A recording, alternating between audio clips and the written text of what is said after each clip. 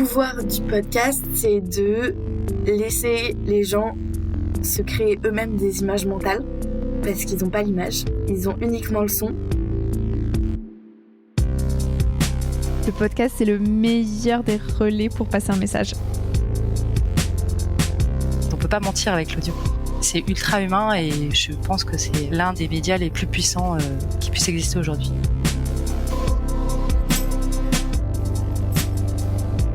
Bonjour et bienvenue dans le pouvoir du podcast. Vous avez lancé votre podcast ou vous envisagez de le faire, mais vous voulez être sûr qu'il sera intéressant, découvert et écouté par les personnes que vous voulez toucher. Je suis Mélanie Young, fondatrice de Bonjour Podcast, un studio de conseil en stratégie et marketing de podcasts à impact. Dans chaque épisode du pouvoir du podcast, seul ou accompagné d'invités, je vous donne des conseils pratiques et des retours d'expérience concrets pour améliorer la qualité et la visibilité de votre podcast. C'est parti ?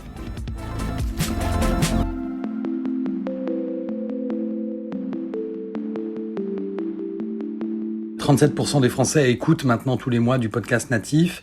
C'est un chiffre qui est en augmentation, en nette augmentation par rapport à l'année dernière et qui donc rassure et fait plaisir et confirme en fait ce que nous tous et nous toutes on croit être la puissance du podcast.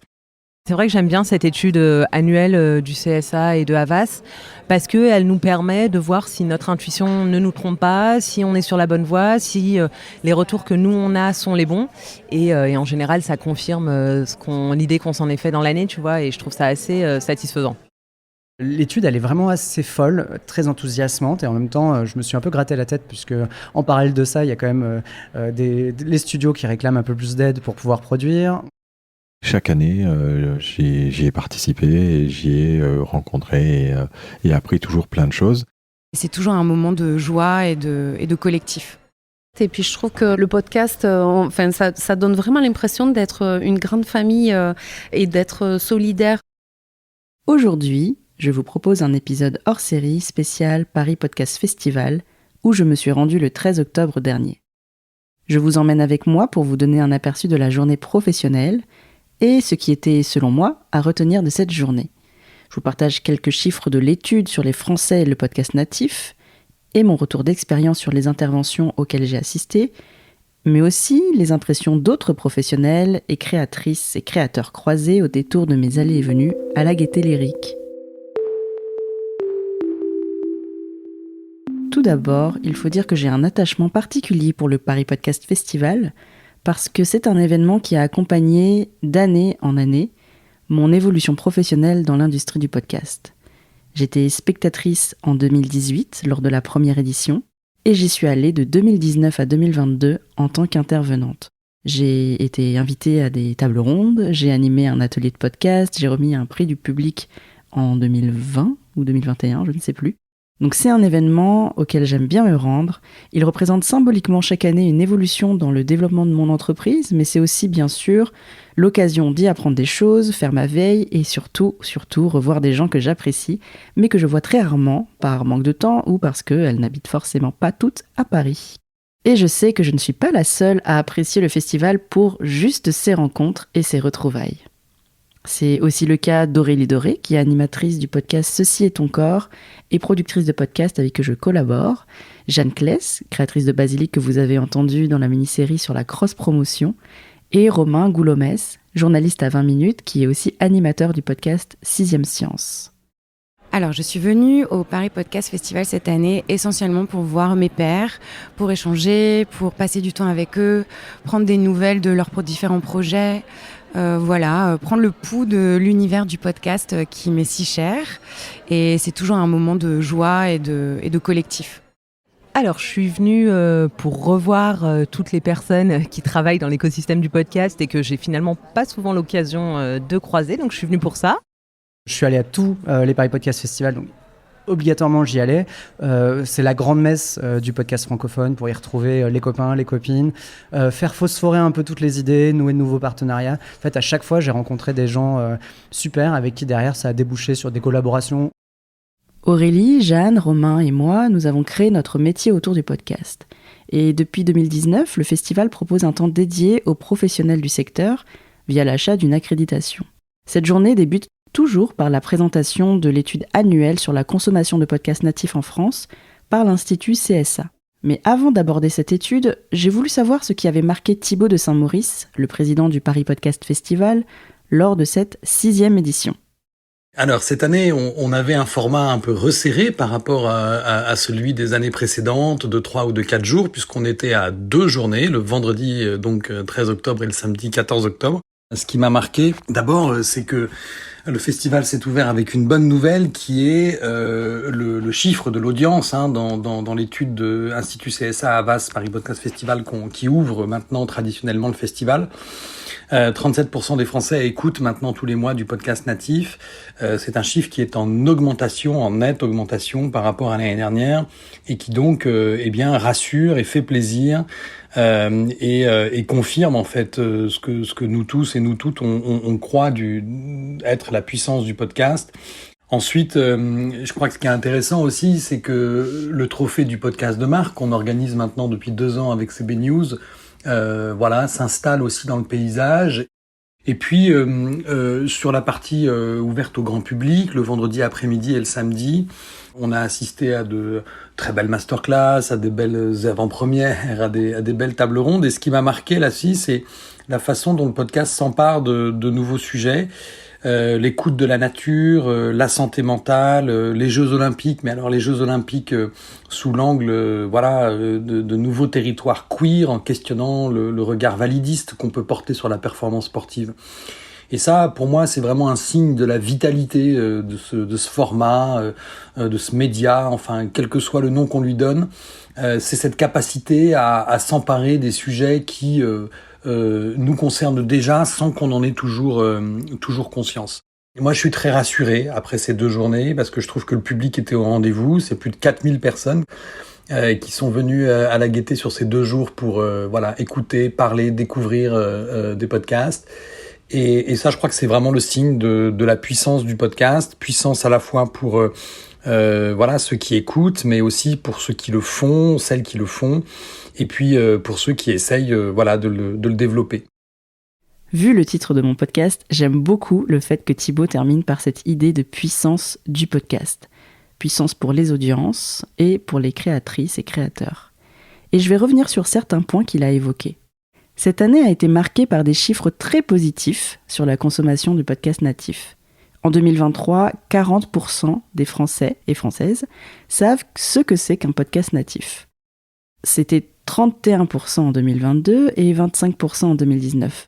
Et même si ce n'est pas encore une démocratisation, puisque 60% ne savent pas encore ce que c'est qu'un podcast, l'augmentation est assez significative et confirme que la consommation de ce média se développe chaque année. Sur le terrain, c'est aussi un ressenti qu'on partage. Il y a quelques années encore, il y a 4-5 ans, quand on lançait son podcast, il fallait systématiquement expliquer ce que c'était qu'un podcast, comment on l'écoutait, quel était l'intérêt. Aujourd'hui, la plupart de mes proches, quel que soit leur âge, milieu, métier, a déjà entendu parler au moins une fois d'un podcast.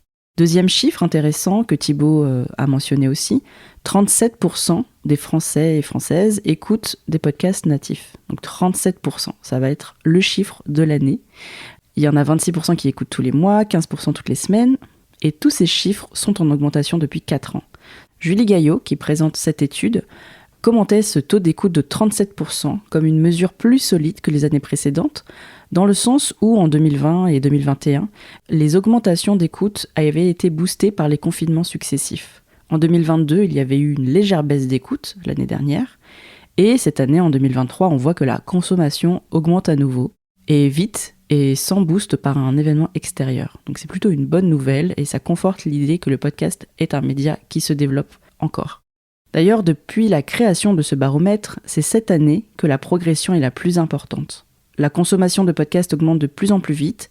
73% des auditeurs et auditrices hebdomadaires déclarent avoir augmenté leur consommation de podcasts natifs. Et 81% d'entre eux considèrent que l'écoute de podcasts est devenue une habitude. Par contre, il y a des choses qui ne changent pas. Le profil des auditrices et auditeurs reste celui d'une personne d'environ 36 ans, hyper connectée, urbaine, surconsommatrice de médias. Il y a quasi autant de femmes que d'hommes. Catégorie socio-professionnelle supérieure, dont plus de la moitié a des enfants. Les podcasts sont écoutés en semaine ou le week-end, et plutôt le matin à 46%, généralement sur son téléphone à 71%, seul et en faisant autre chose, ménage, cuisine, balade, sport. Et enfin, le podcast reste un média qui fait changer d'avis, de regard sur un sujet, sur la société, sur le monde, pour 81% des auditeurs et auditrices hebdomadaires. C'est donc un média à impact fort.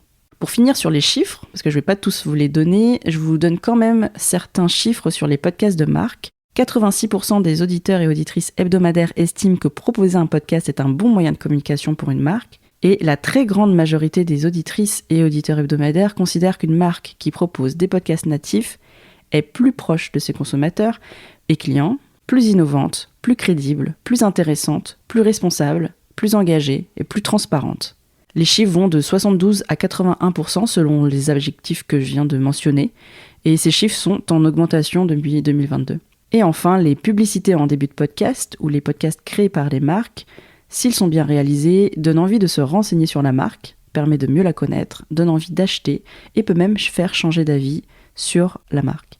Donc c'était déjà le cas dans les éditions précédentes de l'étude et ça se confirme chaque année. Ce média est donc très apprécié en tant que moyen de communication. C'est pas une lubie des entreprises ou des organisations, c'est vraiment que les auditeurs et auditrices apprécient ces formats de la part des marques et trouvent que, en plus, si elles abordent une cause, un sujet qu'elles soutiennent, c'est encore plus intéressant. Et c'est aussi dans les chiffres de cette étude. Il y a une remarque paradoxale qui reflète la spécificité de ce format audio que je trouvais intéressante. C'est que malgré que ce soit un outil digital, le podcast, c'est considéré comme un média de la déconnexion. Dans l'étude, il y a des chiffres que je n'ai pas cités, je ne vais pas tout redire ici, mais je vous ai dit le principal selon moi.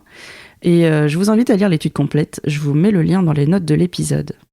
Après la présentation de cette étude, il y avait une table ronde sur la découvrabilité du podcast, donc avec Julie Gaillot du CSA, Yann Thiebaud, DG d'Acast France, Emmanuel Dupuis, directeur stratégie digitale du groupe Énergie et directeur général adjoint de la filiale e-Énergie, et Mathilde Géant, directrice du pôle fréquentation de la CPM. Cet échange était intéressant parce qu'il permet de connaître l'interprétation des chiffres qui ont été présentés.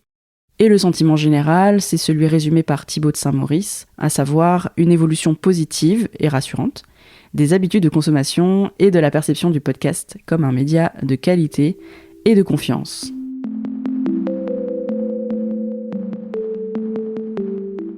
Après l'état des lieux du marché du podcast, j'ai assisté à plusieurs sessions, dont une expérience sonore proposée par le studio Kikina en lien avec leur podcast Fashion Our Future pour le groupe Kering. Je dois dire que c'était assez agréable et ça change dans cet univers parfois très verbeux du podcast. We are everywhere. All at once. On avait ensuite le choix entre deux parcours de conférences et moi j'ai assisté à la conférence sur les KPI, donc les indicateurs du podcast proposé par l'agence Calliope, puis une autre sur l'utilisation de l'IA, l'intelligence artificielle, dans le podcast. De la première, j'ai retenu deux choses. Première chose, c'est qu'on est d'accord sur le fait que les écoutes d'un podcast sont une mesure de performance et pas de succès. La différence, c'est que en fonction de l'objectif du podcast, par exemple notoriété, marque employeur, communication interne, la notion de succès, et donc les indicateurs chiffrés qui doivent être suivis, changent.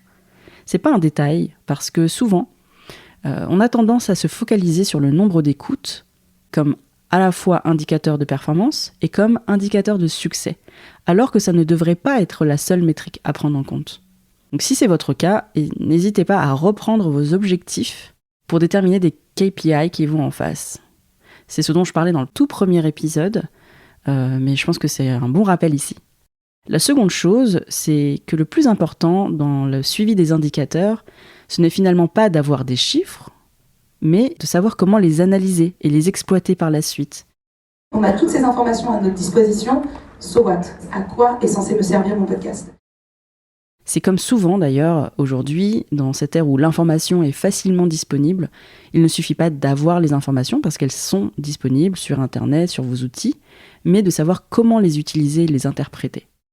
Ensuite, il y a eu la table ronde sur l'utilisation de l'intelligence artificielle dans la création de podcasts avec Mathieu Genel, créateur des Petites Histoires, Christopher Siminelli, CEO d'Orso Media, Benoît Denègre, DG de Paradiso et Théo Albaric, ingénieur du son.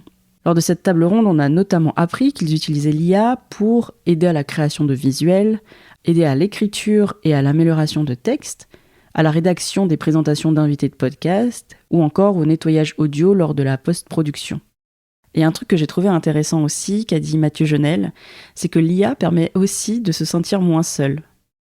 C'est un partenaire aujourd'hui qui est intéressant, être un peu moins seul en fait dans l'écriture, pour autant qu'on soit capable de savoir quoi lui demander. C'est vrai que j'avais jamais vu ça, comme un compagnon qui nous sort un peu de la solitude, même si c'est pas un être humain. Personnellement, moi j'utilise l'IA pour créer du contenu ou pour communiquer. Par exemple, proposer des trames d'épisodes, des premiers jets de posts sur les réseaux sociaux, des descriptions pour les plateformes d'écoute, des idées de titres d'épisodes. Et je pense que ça va se développer de plus en plus, donc ça m'intéressait beaucoup de voir ces différents usages. Romain Goulomès, que vous avez entendu un peu plus tôt, m'a aussi confié qu'il utilisait un peu d'IA.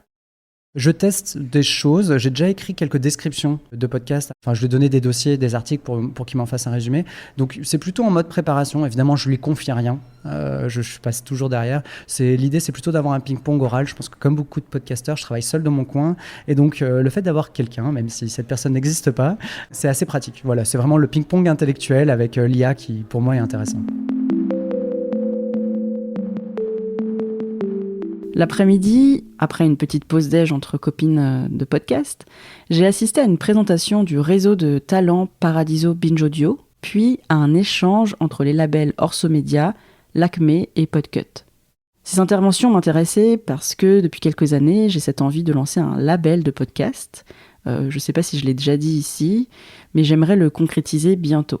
Et de cette table ronde, j'ai retenu que les réseaux et labels déjà commencent à être en vogue, puisqu'il y a des sujets sur ce thème cette année au Paris Podcast Festival, ce qui n'était pas le cas lors des 5 dernières éditions.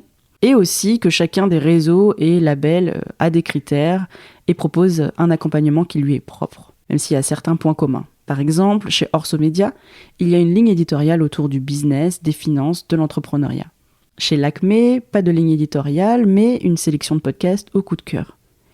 Et chez Podcut, ils s'intéressent aux besoins du créateur ou de la créatrice pour savoir s'ils pourront lui apporter l'aide éditoriale ou technique attendue.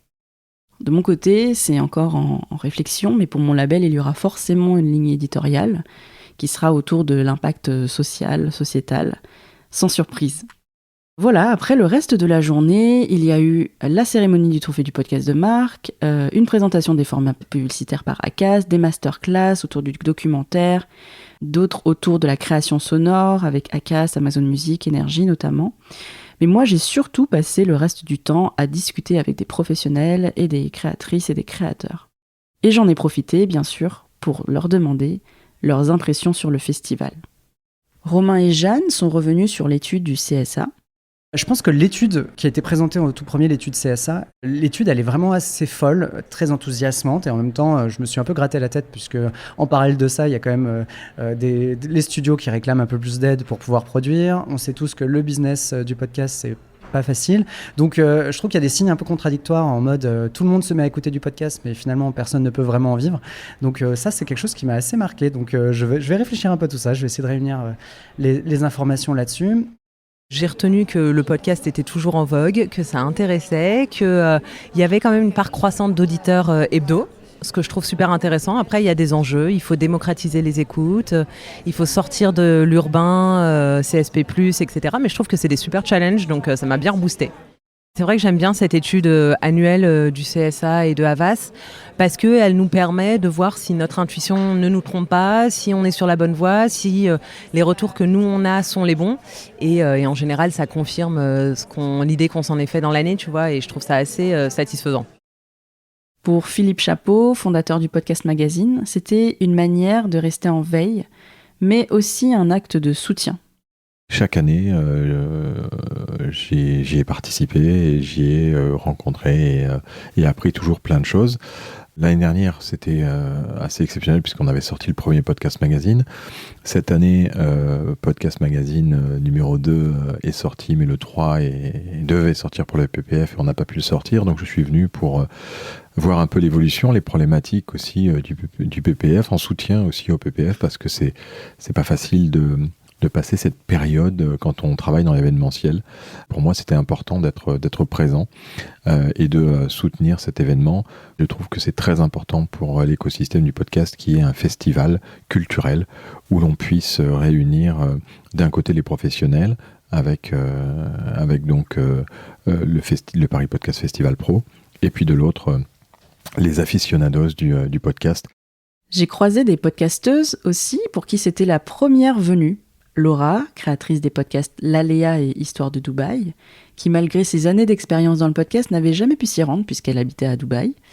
Mais aussi Brittany et Sandrine qui viennent de lancer respectivement leur podcast Je ne veux pas travailler et le 12. Laura. Je suivais en fait à distance pendant 3 ans. J'étais la première derrière mon téléphone pour regarder toutes les stories de mes confrères et bien sûr suivre toute l'actualité du Paris Podcast Festival qui est pour moi l'événement à ne pas manquer quand on évolue dans cet univers, que ce soit en termes de tendance, de chiffres, d'affinité de ceux qui écoutent aujourd'hui, c'est indispensable.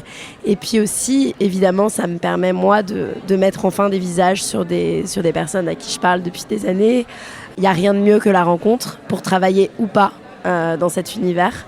Et c'est quand même le propre de notre métier, ce qu'on fait au quotidien, donc c'était indispensable pour moi. Brittany. Alors j'ai beaucoup fait de création de contenu pour les influenceurs, les marques, etc. Et cette année, je me suis vraiment dit, allez, cette fois-ci, tu as le droit de te consacrer aussi à ta propre création. Donc j'ai lancé un podcast cette année.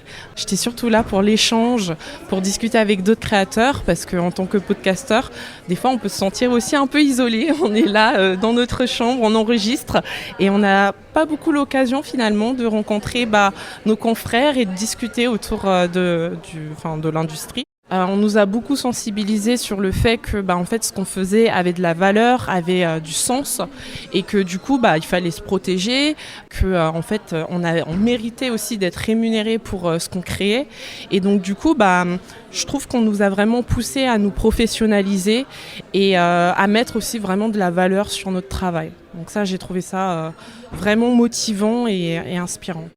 Et Sandrine. Je suis très contente d'être là et ouais, j'ai appris plein de choses, notamment sur la monétisation du podcast, entre autres, parce que c'est quelque chose sur lequel je suis en train de plancher. Là, je viens d'échanger avec le directeur de Radio France. Voilà, jamais c'est des personnes qu'on ne croise pas forcément dans la rue, on ne sait pas forcément qui ils sont et ouais, je trouve ça vraiment chouette. Et puis je trouve que le podcast, ça donne vraiment l'impression d'être une grande famille et d'être solidaire. Vraiment, ça me booste, ça me motive et ouais, je trouve ça vraiment chouette. En résumé, on peut dire que la journée professionnelle du Paris Podcast Festival était porteuse de nouvelles positives sur la consommation de podcasts en France.